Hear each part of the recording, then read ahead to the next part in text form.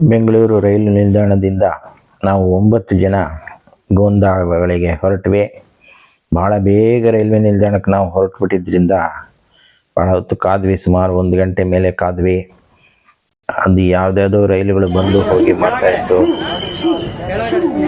ಕೊನೆಗೆ ನಮ್ಮ ರೈಲು ಬಂದು ಅದರಲ್ಲಿ ಹತ್ತು ಕೂತ ಕೆಲವು ದೃಶ್ಯಗಳು ಇಲ್ಲಿದೆ. ಅದು ರಾತ್ರಿ ರೈಲು ಆದ್ದರಿಂದ ನಾವು ಕಟ್ಟಿಕೊಂಡು ಹೋದ ತಿಂಡಿಗಳನ್ನು ಆ ರೈಲಿನಲ್ಲೇ ತಿಂದ್ವಿ. ಬಹಳ ಚೆನ್ನಾಗಿತ್ತು. ಎಲ್ಲರೂ ಮಾಡಿಕೊಂಡು ಬಂದ ತಿಂಡಿಗಳು. ಅದು ತಿಂದಾದ್ಮೇಲೆ ನಮಗೆ ಫಸ್ಟ್ ಕ್ಲಾಸ್ ಕಂಪಾರ್ಟ್ಮೆಂಟ್ನಲ್ಲಿ ಆರಾಮಾಗಿ ಮಲಗೋಕ್ಕೆ ಜಾಗ ಇದ್ದಿದ್ದರಿಂದ ಮಲಗಿದ್ವಿ. ಬೆಳಗ್ಗೆ ಎದ್ದ ತಕ್ಷಣ ಅದ್ಭುತ ಸೂರ್ಯೋದಯ ರೈಲಿನಿಂದಲೇ ನೋಡಿದ್ವಿ. ನೋಡಿ ಎಷ್ಟು ಚೆನ್ನಾಗಿ ಕಾಣ್ತಾ ಇದೆ. ಅದಾದ ನಂತರ ಸುಮಾರು 4 ಗಂಟೆ ಹೊತ್ತಿಗೆ ಆಶ್ರಮ ತಲುಪಿದ್ವಿ. ನೋಡಿ ಎಷ್ಟು ಸುಂದರವಾಗಿದೆ ಆಶ್ರಮ.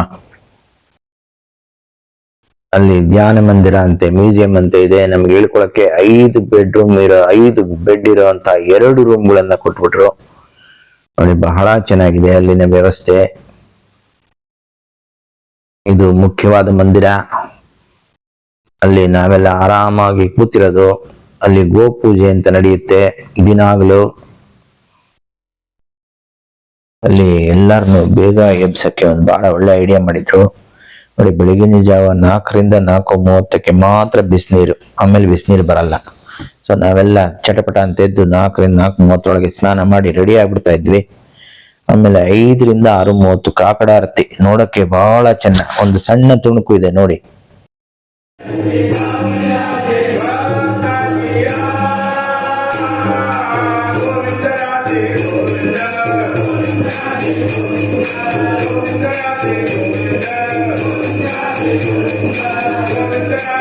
ಇದೊಂದು ಮರೆಯಲಾಗದ ಅನುಭವ, ಈ ಕಾಕಡ ಆರತಿ.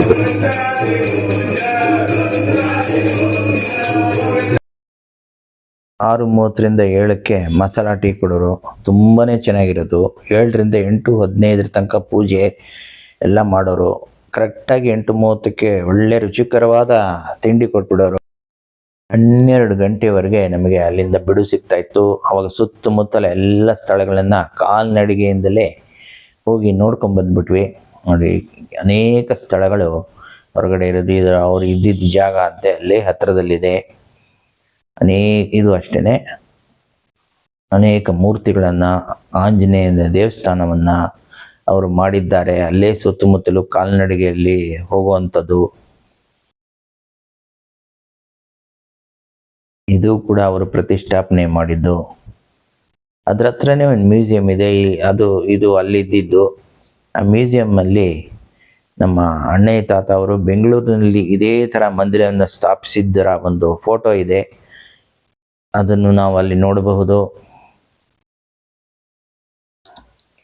ಹೀಗೇನೆ ಅನೇಕ ಸ್ಥಳಗಳನ್ನು ನೋಡಿದ್ವಿ. ಒಂದು ಕಡೆ ಅಂತೂ ಭಜನೆನೇ ಮಾಡಿಬಿಟ್ವಿ.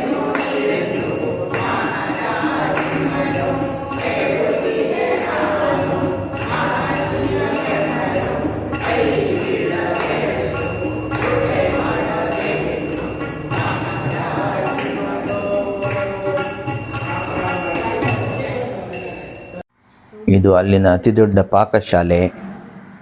ಹಾಗೆ ಅದರ ಹತ್ರನೇ ಗೋಶಾಲೆ ಇದೆ. 12:30ಗೆ ನಮಗೆ ಊಟಗಳನ್ನು ಹಾಕಿಬಿಡೋರು. ನೋಡಿ ರಾತ್ರಿ ಹೊತ್ತು ಆರಾಮಾಗಿ ಕೂತು ನಮ್ಮ ಅನುಭವಗಳನ್ನು ಹೇಳಿಕೊಂಡ್ವಿ. ಬಹಳ ಚೆನ್ನಾಗಿತ್ತು. ಹಾಗೇನೆ ಅಲ್ಲಿ ನಾವು ಸುತ್ತಮುತ್ತಲ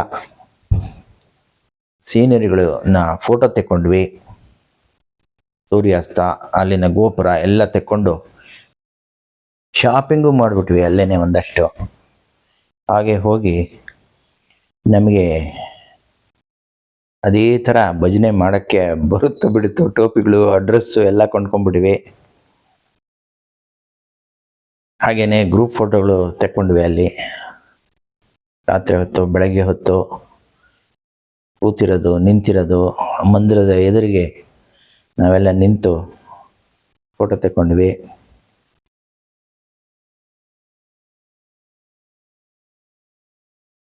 ಅಲ್ಲಿ ತುಂಬಾನೇ ಟೈಮ್ ಇದ್ದಿದ್ದರಿಂದ ಇವೆಲ್ಲ ಮಾಡೋಕ್ಕಾಯ್ತು. ಮಧ್ಯದಲ್ಲಿ ಪ್ರಶಾಂತವಾದ ವಾತಾವರಣ ಎಲ್ಲ ಇತ್ತು. ಹಾಗೆ ತಮಾಷೆಯಾಗೂ ಕಾಲ ಕಳೆದ್ವಿ. ಆಶ್ರಮದಿಂದ ಇನ್ನೇನು ಹೊರಡ್ತಾ ಇರೋವಾಗ ತೆಗೆದಿರೋ ಫೋಟೋ. ಮರೆಯಲಾಗದ ಅನುಭವಗಳನ್ನು ಹೊತ್ತು ಬೆಂಗಳೂರಿಗೆ ವಾಪಸ್ ಬಂದ್ವಿ.